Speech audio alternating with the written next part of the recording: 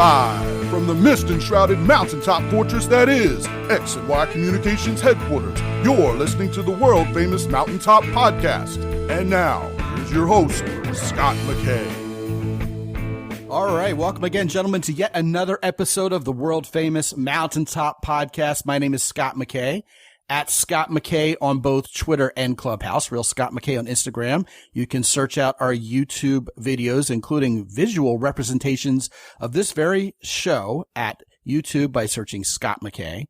The URL for our Mountaintop Podcast website is mountaintoppodcast.com. And as always, I invite you to join us on Facebook at the Facebook group Mountaintop Summit. With me today is a friend of mine who is a retired NFL football player, also an NFL Europe football player. He was drafted by the Rams in '92 and also played for the Oilers and the Colts, as well as the Amsterdam Admirals and the Frankfurt Galaxy. These days, he is all about empowering you to be a successful winner in life. And I love these types of shows because I always emerge from them really uplifted and ready to rock. And I don't think this is going to be any exception, having talked to this particular gentleman before we hit record on this particular show. Without anything further, none other than Shawn Harper. Shawn, welcome to the show, man. Hey, let's win. Let's have a good time. Thanks for having me on. Hey, you know what? You're welcome. And I appreciate that. And I love having you on because the first time I heard about you, not only do you have a history of winning, of course, but you have a history of empowering other guys to win as well. And, after everything we've been through the past couple of years in particular, Shawn, a lot of guys feel more beaten down than victorious nowadays, don't they? Yeah, they do. And one of the actual challenges with that is that you can get hit in the body all day, but you never allow life to steal your focus. You change your focus, you change your life, good or bad. Getting hit in the body sometimes makes you feel more alive. I think sometimes us as guys need to go out and, play a little tackle football or some lacrosse or, ride mountain bikes and crash a couple times. It just reminds you that you're alive and, you're alive and well, ironically enough. You know what I mean? Yeah, it does actually. It kind of keeps you grounded, and having the right perspective of anything or whatever you actually engage in is one of the biggest secrets. It's what we call triangulation. You have to know where you're at. You have to know where you're going, and you have to have that unmovable. And if you have those 3 points, you can navigate life. Sounds a lot like purpose to me. Yet a lot of guys, I think, especially here in our Western culture, Shawn, are living what I call the suburban sleepwalk. We kind of watch everybody else live life on television, especially nowadays during COVID, don't you think? Yeah, that is exactly true, because I believe that they're chasing the success model and not the winning model. Now, that brings us to the topic du jour, which is winning versus success, which is pretty much your signature topic based on everything I've been able to gather about you prior to this particular show. And I want to challenge you right away on that and hear what you have to say about this. I really want your take. To me, Shawn, being called a loser is probably the worst insult one man can level onto another man. And yet, the term winning implies victory over a loser. Someone wins when someone else loses. Yet success, in my mind, might simply imply achievement as opposed to failure. There's not necessarily collateral damage there. Success seems to me a word that's empowered by an abundance mentality instead of a poverty mentality. Whereas winning involves competition where there's a winner and a loser. I'm guessing you're going to see things a little differently than that. So I'm interested to hear what you have to say on that whole concept. Yeah, I understand that, and I get that a lot.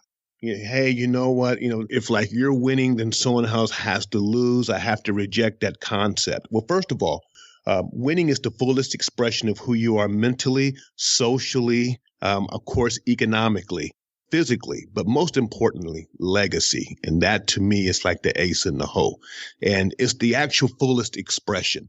My pushback against the word success is that success is externally defined. Okay, someone is now going to dictate what is successful, what is not successful. They've changed the bar. because we are built, we're created to win. Our DNA is centered around winning. This is why we love football, because we love winning. And I don't care what NFL or college football team you have, or you love, or you like. Let them lose 100 games in a row. You ain't wearing that jersey, or unless you're a Cleveland fan, you will. But outside of that, you're not going to wear the jersey. Now, do you not like the team? You love the team, but you cannot identify with losing because your DNA is that you are a winner, which is why gambling is so big. Gaming is so big. You are 1 to 2 to 3 million sperm cells that fertilize the egg. You were fighting in the womb. You were fighting there, and now you're fighting now. You're a winner. Along the way, they gave us another term called success. And that term says, if you achieve 1 or 2 or 3 things in life, then you are successful. To answer your other question is that the greatest competitor in my definition of winning is nothing external. It's internal. You are fighting against yourself to push out your call, your plan, your purpose, and your destiny come hell or high water. Man, there's a whole lot there. Man, you have fine-tuned your gig here, man. I'm already ready to go out and win something just having listened to you talk for the past few minutes. You know, you've played NFL football.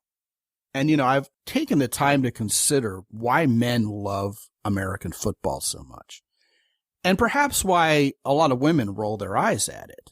And I really do agree with you that it goes back down to that primal aspect of men being hardwired in our DNA, as you put it, to win. Mm-hmm. And, you know, American football in particular, more so than, say, soccer, which, of course, is the most popular sport in the world, or even baseball or cricket. Maybe rugby would be another good analogy. But that structure of NFL football that primally recalls war, you know, mano a mano combat. Your end zone is your very country. You represent a city. You know, when the Indianapolis Colts took the field and you were an offensive lineman, you were protecting your quarterback against an enemy who was trying to invade your end zone, i.e. your very country, and by proxy, your very city. And it's violent, and you hit people, and people get hurt and get carried off the field. Yet, you know, there aren't tanks and guns and bullets, and most of the people who play football live. But it still kind of scratches that primordial itch of battle and war. And that's why the victories, you know, especially the kind of victories where, as Lombardi once said, you leave everything out on the field. And you have to soak in a cold ice bath afterwards. I mean, those are the greatest victories of all, the hardest fought ones. And really, when you consider NFL football in particular, really you only play once a week because, man, you got to have time to recover after quite literally going to war against another whole faction, right? Yes, you do. And what is absolutely just as amazing is that the preparation before the battle. You know, we spend, 50, 60 hours easy just looking at film alone, let alone practice, diet, techniques, the scouting reports. Let me tell you something. An NFL scout is better than any behavioral psychologist or psychiatrist in the world. They can watch you on film. They can watch you walk in practice and tell you what you had for lunch, tell you what your father ate in 1952. They are absolutely amazing, and put all of that and let it all go for a few hours one day and then come back and regroup. And one of the greatest aspects of a current or former professional athlete, and no matter what profession, is his or her ability to forget what happened last week, to forget what happened last play, and put all their energy on the now and in the future. You know, you played for the Indianapolis Colts, and you and I were kind of half joking before we clicked record on this particular show that I grew up in Baltimore, and my old man was a season ticket holder for the Colts. And of course, the Colts bitterly left Baltimore in the middle of the night in 1984 and moved to Indianapolis. And all's forgiven now because everybody in Baltimore is a Ravens fan. But the story you just told about how a champion, and, I do want to talk about what it means to you to be a champion, vis-a-vis all this talk about winning, right? But the first example that I remember being held on a pedestal as that kind of champion who could screw up big time in the context of a championship game and quite literally just put it out of his mind, forget about it, and just throw down on the very next down was Johnny Unitas. You know, famously, Johnny Unitas, if he screwed up through an interception, would come back the next series and just nail it. And other guys have been consistently able to do that, who were the champions, especially. Not only in the quarterback position, but certainly in the receiver position, running back positions. Anytime there's a drop ball, anytime there's a fumble, it's incumbent upon anybody who wants to achieve at a high level, really in any sport, any endeavor, really, that they've got to put that last failure out of their mind, realize they still have all the skills and they're going to go out there and make up for it next time. Johnny Unitas also, if one of his receivers dropped the ball, I mean, you could probably do this more freely before, play calling and defensive reads were so sophisticated as they are nowadays. But Unitas would run the same play the next time and throw the same ball to the same guy and let him redeem himself.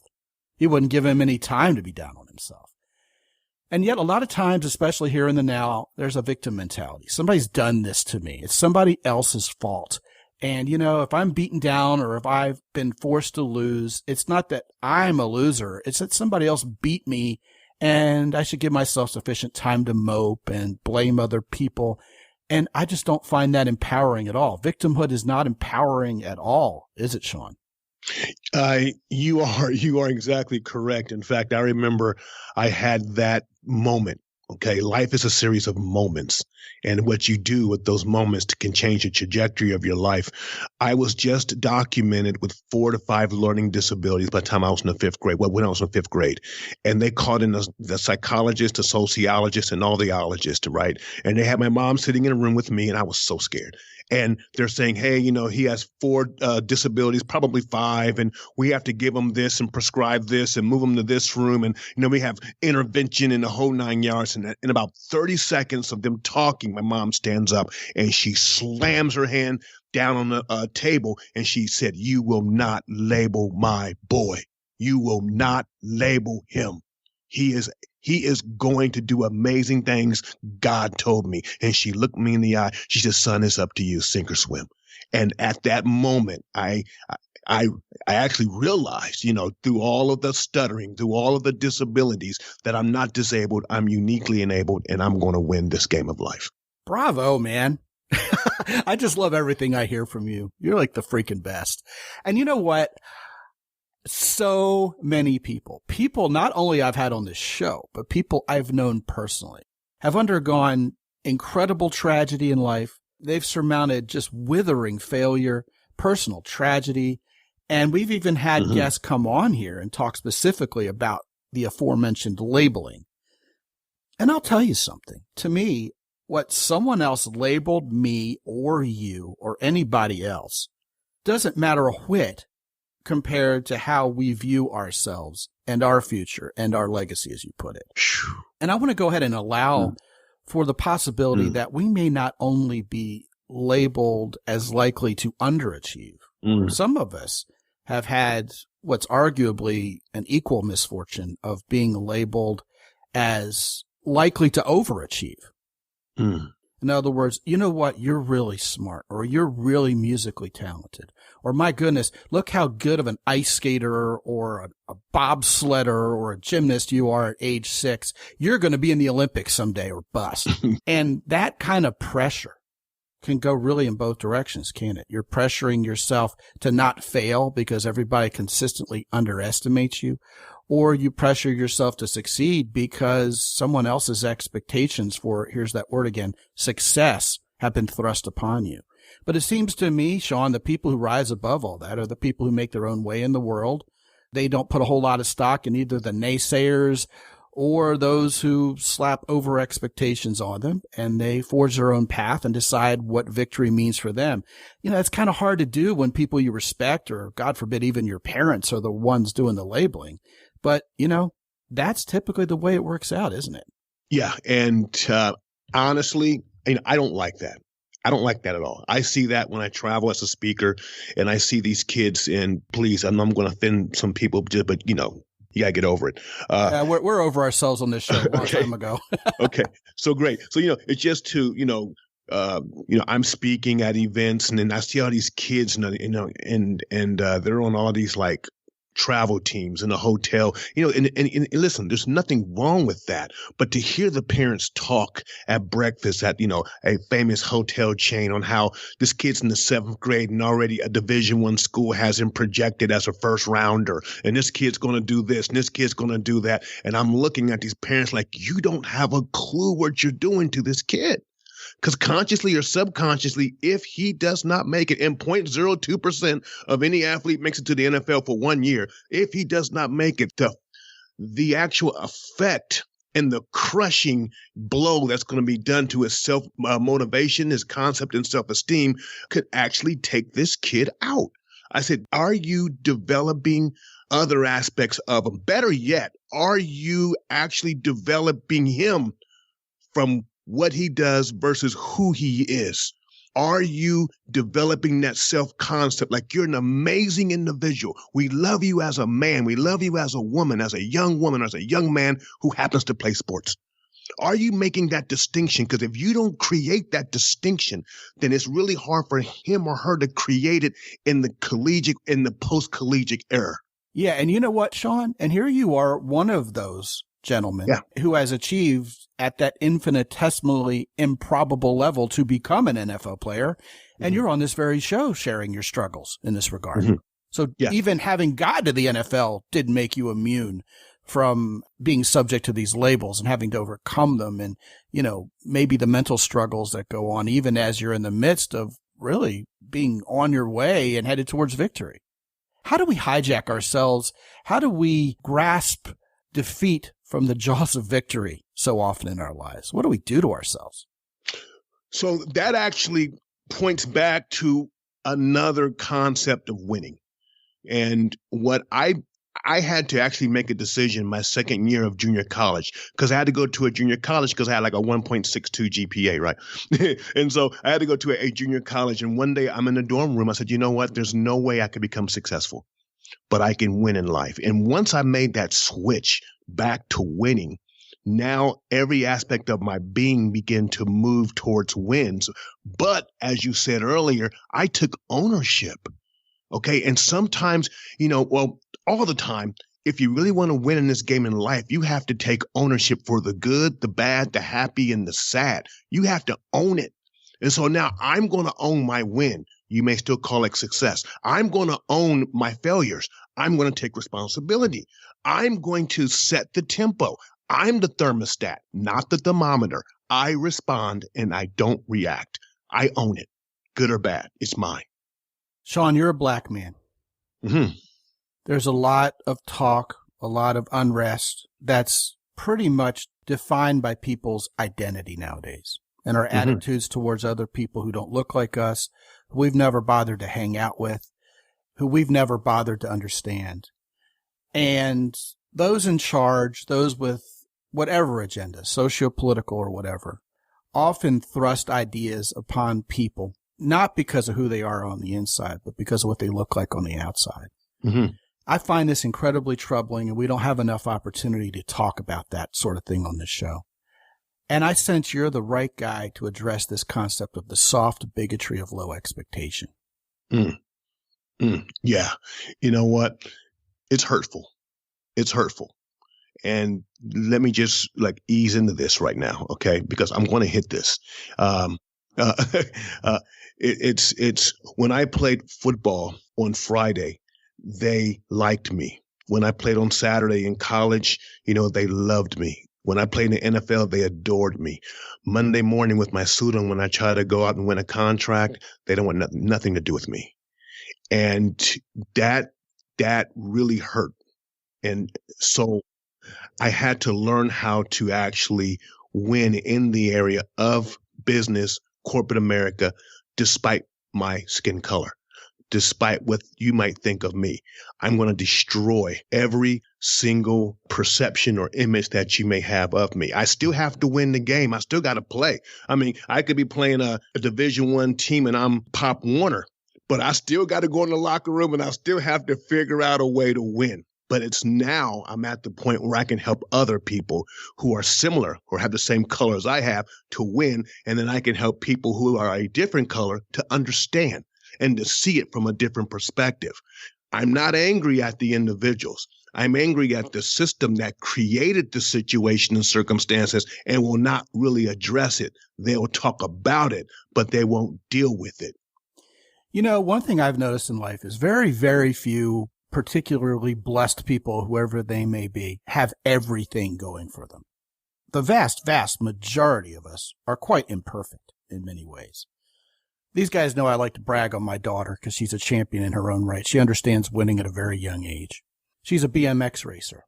And those kind of extreme sports are usually dominated by male participants. Okay. And my daughter, I mean, her mom's 5'1" and her dad's 5'6" in shoes. So, you know, she's not very tall and she's kind of skinny. And anytime you're talking about a human powered endeavor, like pedaling a bicycle, the bigger, more powerful kids have an advantage. And over the course of her entire tenure in this sport, she's had boys, bigger kids look at her and go, I'm going to beat you. You're going to come in last place. And Sarah, my daughter, has a shirt she likes to wear. It just, her eyes beamed when she opened it. It was a Christmas present. And it says, underestimate me. That'll be fun. And what she has done of her own accord, okay, this is only encouragement. This isn't us pushing her. I want to go ahead and level set that. Is despite having some health challenges and some social challenges when she was younger, she's gone out there and decided she can do this. Mm-hmm. She wants to be the champion. She wants to try harder. And when other little kids decide, man, you know what, I'm not going to pedal quite as hard, that's where she makes up for it. Mental toughness, fearlessness, because she wants this more. And she has won a lot. She has achieved tangible victories, like number ones on the front of her number plate on her bicycle at a very young age, despite being too small, too female, too cute, not being able to pronounce her R's at age 7 or 8 like other kids could. That whole idea of being underestimated is actually quite empowering to the right personality type, isn't it? It kind of drives you like jet fuel. Yeah, I will show you. You know what it kind of reminds me of is the actual Olympics. Okay, now when you look at the 4-year Olympics, you know, most countries, they have Olympic institutes, Olympic centers, and they bring in players as early as 5 and 6 years of age. They'll measure them, they'll look at their athletic ability, and then they'll take them from their parents and they'll train them. They're the best trainers in the world. They will train 24 hours a day if they have to, okay? They go through the Olympics and they still lose to the United States. And the United States, we don't have that system set up on purpose. Okay, if you're good, you raise sponsors, you struggle, you fight, you claw, you know, you sacrifice, you cry, you cuts and bruises, and then you go to the Olympics, and then you will have a developed will and determination on top of your athletic ability. How is it that you have all the best equipment and training and techniques and strategies and you live all together for 4 years, 8 years, 12 years, okay, and you still come in second, third place, and we don't have any of that. All we have is kids trying to raise money, crawling, scratching, and fighting, and they're winning because you cannot measure the will to win. That comes from the heart. The will is in the heart, and that is what's been developed in underachievers to make them overachievers. Man, that's just fantastic. And you know, you're talking about that heart of a champion. And so many times, even in professional sports, at that pinnacle level, you have these guys who were underestimated. They weren't supposed to succeed. Tom Brady was drafted, what, 6th round? Right? You know, he was Drew Bledsoe's backup, and he is, at this point, and this is coming from a Ravens fan, okay? He's indisputably the greatest quarterback who's ever lived. I mean, he was that probably 2 Super Bowls ago. And this guy's just unfazed. He's re-upped for another season, at age 43, having just won a Super Bowl with a completely different team than he was known for winning so many Super Bowls with. And you hear often these guys who kind of slip to the next round or were supposed to have gotten drafted in the top 5 who somehow slipped to 20 or 24th. They say that those guys play with a chip on their shoulder. Mm-hmm. Is that a good thing? Yes. Vital. And what we call it in professional sports is we call it the edge. Kids, like, because once you get to that level, talent is within centimeters of each other. But it's that winning edge, it's that mindset that you carry with you, and that anger and that drive that you possess as a gladiator out there. That's your edge. And that separates someone who produces versus someone who reproduces. Okay. A warrior, a competitor can produce. A champion reproduces himself, because that edge and that winning chip it's, for the lack of a better phrase, it is contaminated. You know, it moves, it travels. So you can take a quarterback from another team and you can put him on another team and he can replicate his energy because he's in the reproductive stage, because he's not just a competitor, he's a champion. Well, we've also seen professional athletes, quote unquote, get a change of scenery and then overproduce. They just get out of a toxic locker room and go into a much better environment. And next thing you know, they're an all-star. You know what? I've seen NFL teams move from Cleveland to Baltimore, become the Super Bowl champions the next year. Oh, hello. I mean, you leave Cleveland, you're sucked in Cleveland. Okay. All right, you threw me a bone. Kudos. Well played, sir. Yeah, and then they come to Baltimore the next year, they win the Super Bowl. They go to Super Bowl. Who does that? You know, I have seen so many situations, you know, in the sport we're immersed in, the BMX racing, not only my own kids, but I've seen it happen time and time again, where a kid is, you know, middle of the pack. Sometimes he doesn't make his mains, which is the finals. You know, he gets motoed, as they call it. It means other kids beat him. And the turning point in this kid's ability to win is he just gets sick of losing to these clowns. He just gets angry. He's just fed up with it. I mean, that's what happened with my son. And I said to him, I said, you know, you're every bit as good as these kids talent-wise. You just need to want it. One of these days, when you get sick of those two little boys beating you constantly locally, you're going to go out there and you're going to beat them. And it will be all, and I pointed to my head. I said, it'll be all mental. It'll be all here. But I really should have pointed to my chest because it was all heart. You know, he had to want it. And as soon as he got good and fed up with not getting it, that's when he started winning races and ultimately reached the expert class. So true. Wow. Yeah. You know what? This is why, and, you know, this is going to get me in trouble, but, you know. We're already in hot water around here, Shawn. I'm already in trouble. You know what? This is why I really get upset with parents who want to cuddle their kids and, you know, save them from any form of adversity and have victory parties in the face of defeat. Now, I'm not against a participation trophy because someone has to hold the bag, someone has to run the drills, someone has to be on B team. Okay, so someone has to be on C team, someone has to hold the water bottle. Okay, you are all working towards a win. Okay, so I'm not against that, but to say you actually won when you actually lost, that takes the pain from losing. And I'm telling you right now, losing is one of the greatest teachers. Okay. Life gives the test and it teaches the lesson. Don't take away that sting. Well, hold on a second, Shawn.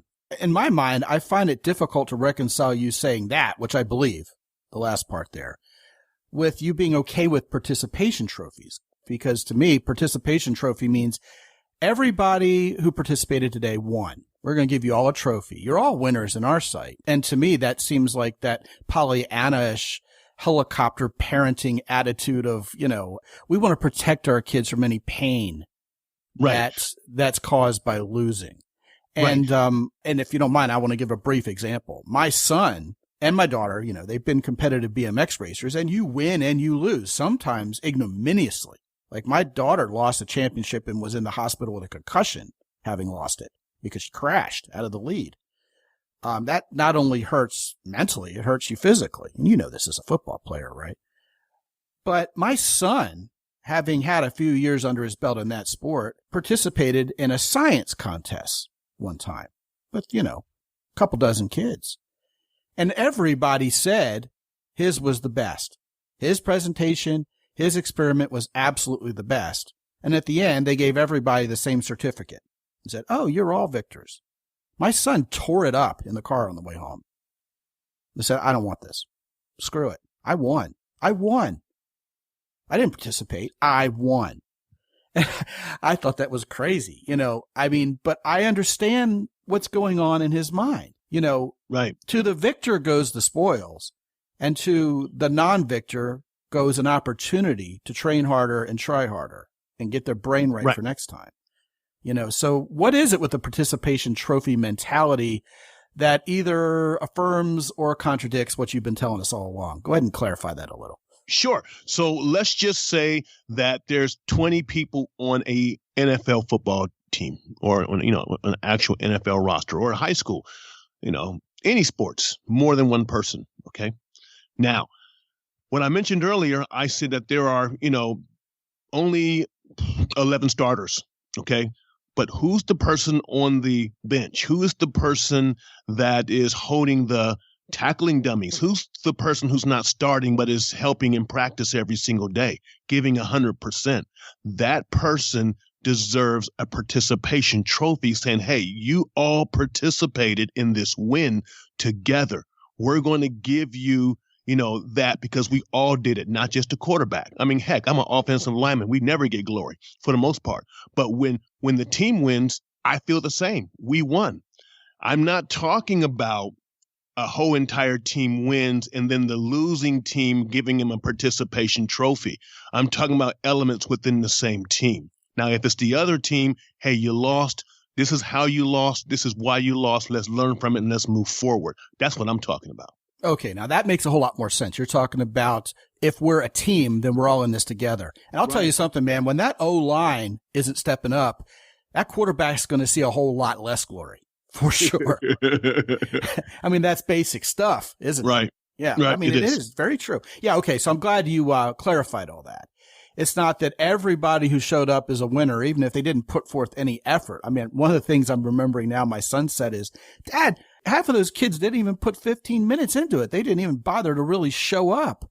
I mean, I cared enough to make something that was amazing, and we all got the same award at the end. That sucks, So, I mean, that's not what you're talking about. You're talking about, hey, look, if we're a championship team, then we were a team. It wasn't just Michael Jordan and a bunch of no-names who made the Bulls win, so many years. I mean, Michael Jordan needed Scottie Pippen and those other guys too. Right. So a team wins a championship. And, obviously, very rarely is there any team at the professional sports level who has one amazing superstar and no cast around him who wins any kind of championship.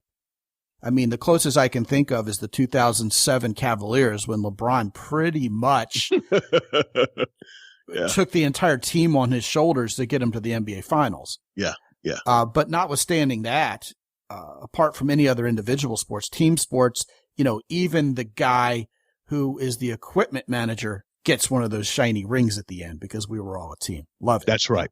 That's right. Yeah, that happens. Right. I remember when I was playing for one particular NFL team, and I wasn't even playing, and at the end of the year, he walks up with this nice shiny green box, and I noticed every offensive lineman, whether the practice squad or your starting left tackle, had a green box, and in that green box was a Submariner Rolex watch.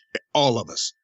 And that taught a huge lesson to me. That was a very valuable lesson about teamwork and participation.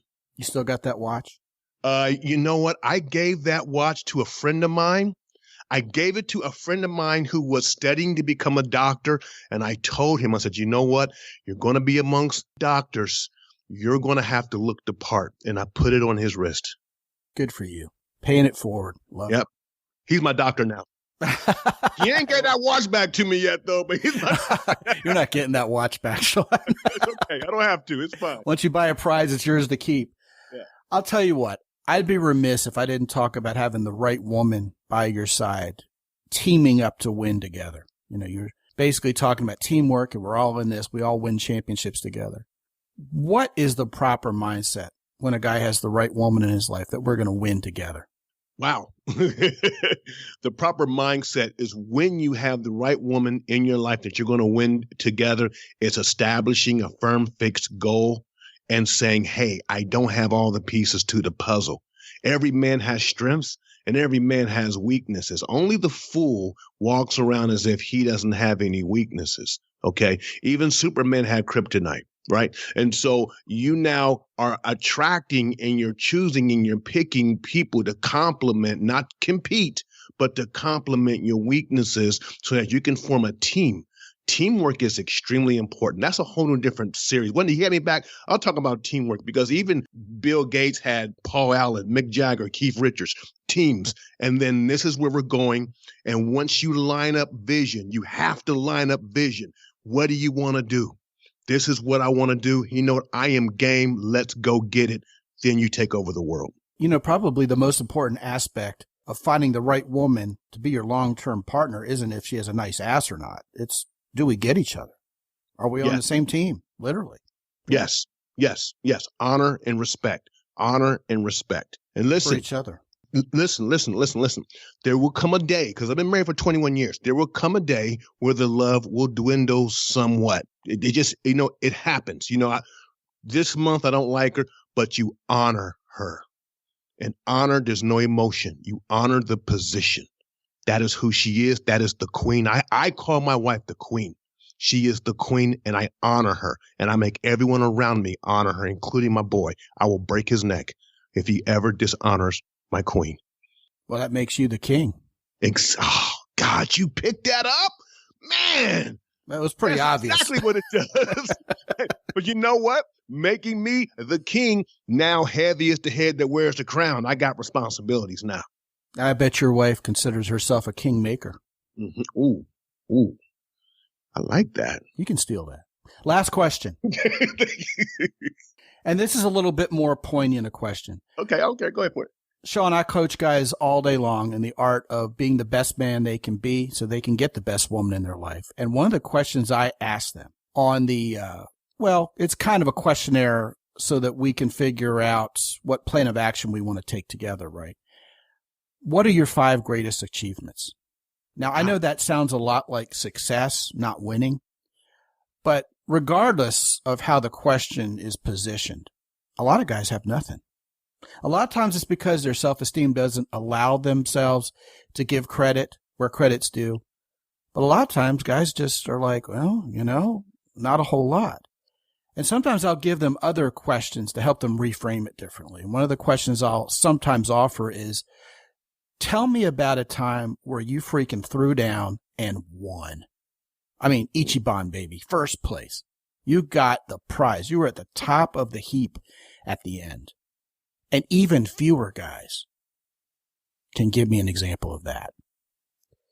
What the hell's wrong with us? I mean, we were born to win, literally. Back in the old school days, and by old school, I mean like thousands of years ago. If you didn't win, your family was pillaged, your lifestyle was over, your life would probably end at the hands of someone who was being violent towards you. Your legacy would never happen. Your seed was probably forever erased from the earth. And that's the DNA of manhood: providing, protecting, presiding, being a man of power, winning. In the olden days, we had to win, and there was no other option. Nowadays, guys can kind of coast, and we've somehow gotten into this position as men. We've not only forgotten what it means to win, but we no longer recognize how much that's tied to our very feeling of being alive and mattering. So what would you tell these guys? Wow. Well, you know what? First thing I would tell these guys is it's okay. It's in you. Okay. That's first and foremost. Your identity is everything. Because if you don't know who you are, you're who they say you are. And once someone names you, you can never grow past your name. So you have to reclaim your name as a man, as a warrior, as a child of God. That's who you are. Now, when you're always writing or making a movie, First, you got the name of the movie, then you got the script of the movie, then you got the plot and the characters. So now that I've changed the name back to the man that you are, what does a man do? Let's do a man check. Look between your legs. You a man? Good. Now, as a man, this is how you move. This is how you behave. This is how you respond. This is how you react. That's number one. And number two, this is going to sound kind of controversial, but you know what? I would encourage every man to get in contact or get in touch with his heart, because the heart, the heart in our culture sounds like a more of a feminine term, but it's really extremely masculine, because the heart is where the desire is. The heart is where the passion is. Unfortunately, the heart is where the pride and the ego is. And if you can chip away at that ego and at the same time develop your passion and your zeal, now you're ready to fight. Because I don't want to go to war with anyone who ain't got no heart. I'll take Ray Lewis any day, because I know that man got heart. Tom Brady got heart. That's what we need, is the passion and the heart and the zeal to win, to fight and protect and provide. Hell yeah, man. I'm ready to go conquer an entire country after listening to you, man. I'm reminded of Dennis Green when he was the coach of the Arizona Cardinals. After a bitter loss, he said, the Chicago Bears are who we thought they were, and we let them off the hook. That's a man who just lost the game, right? The other side of that story is the Bears refused to believe they were who the Cardinals wanted them to be, and they went out and took the victory. And that kind of resonates with me and everything you just said about people labeling you. There's that term again.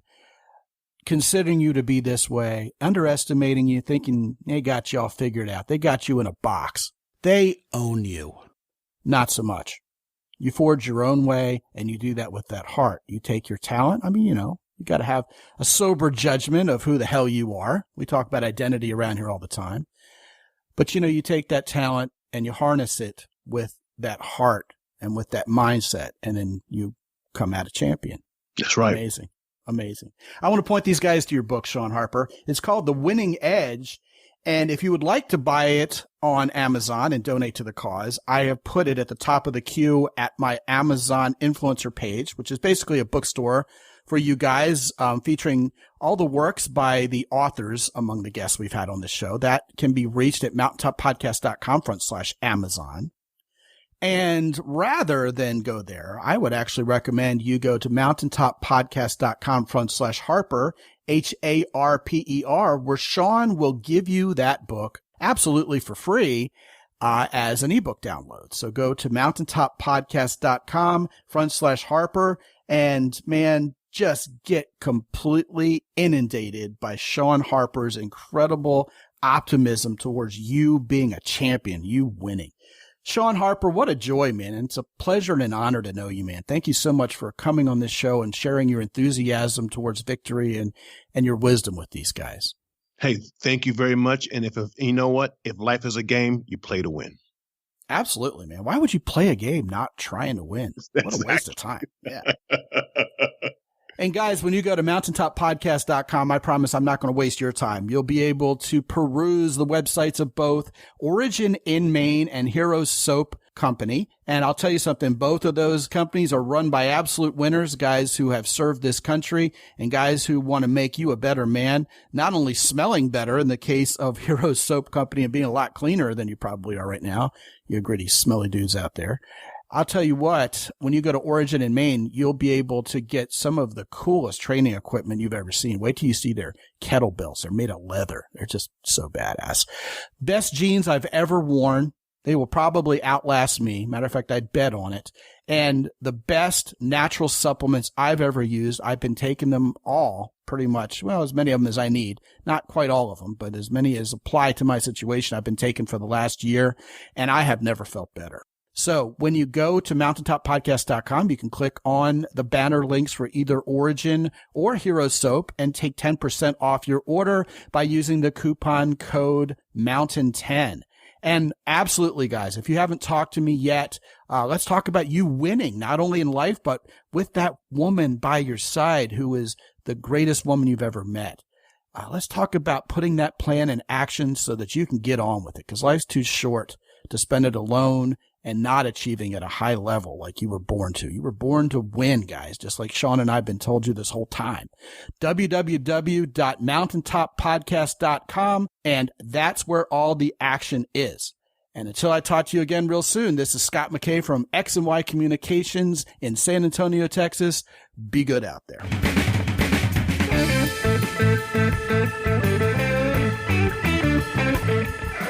The Mountaintop Podcast is produced by X&Y Communications. All rights reserved worldwide. Be sure to visit www.mountaintoppodcast.com for show notes.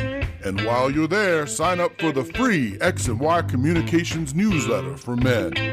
This is Ed Roy Odom speaking for the Mountaintop Podcast.